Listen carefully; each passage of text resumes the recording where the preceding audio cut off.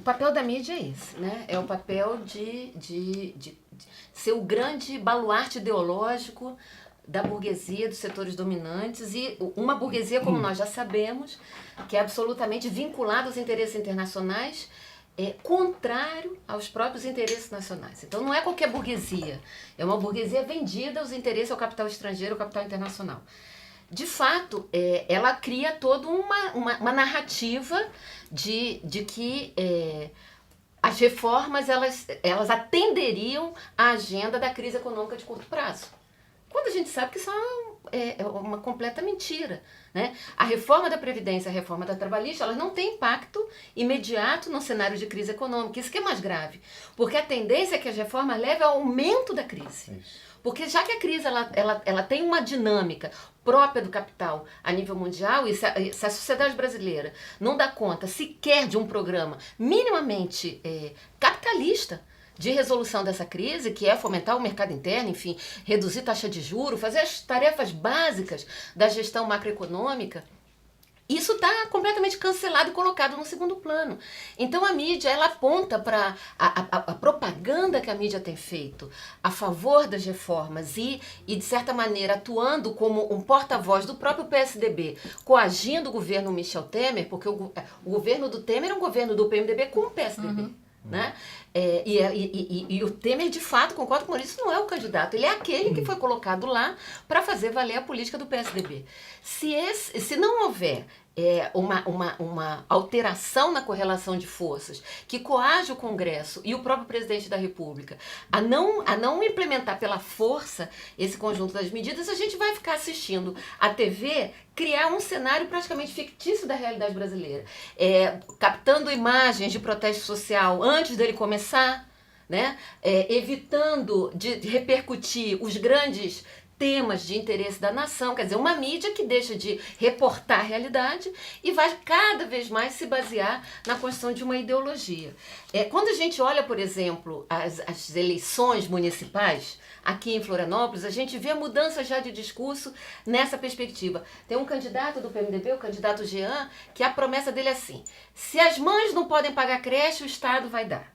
Se as famílias não podem ter plano de saúde, vai a saúde pública. Já mudou.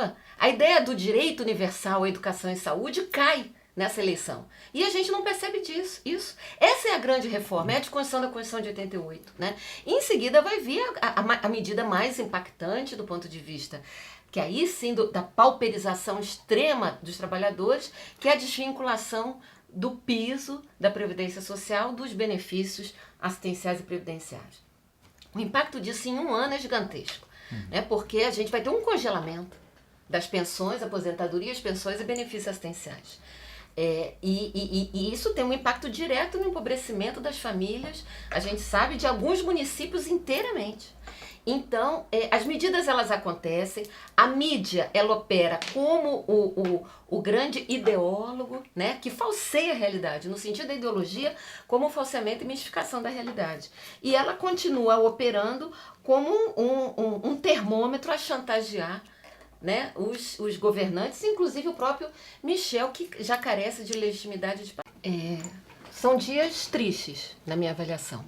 Dias de vergonha do ponto de vista da nossa tibieza institucional, da incapacidade de fazer valer aquilo que a democracia preza e exige do ponto de vista político. De fato, consolidou-se, não obstante toda a crítica que é feita na imprensa e da parte do próprio governo, que o impeachment foi uma ruptura institucional antidemocrática, baseada em provas sem comprovação, né, em provas forjadas, onde a própria sociedade brasileira se vê diante de um vazio. Né? A impressão que me dá é que hoje temos um presidente da República que não é mais interino, saiu a presidente anterior pelo impeachment, mas o governo carece de legitimidade de forma absoluta. Quer dizer, nem a sua base de apoio no Congresso ela corresponde a um projeto e nem a sociedade vê nas medidas que o atual presidente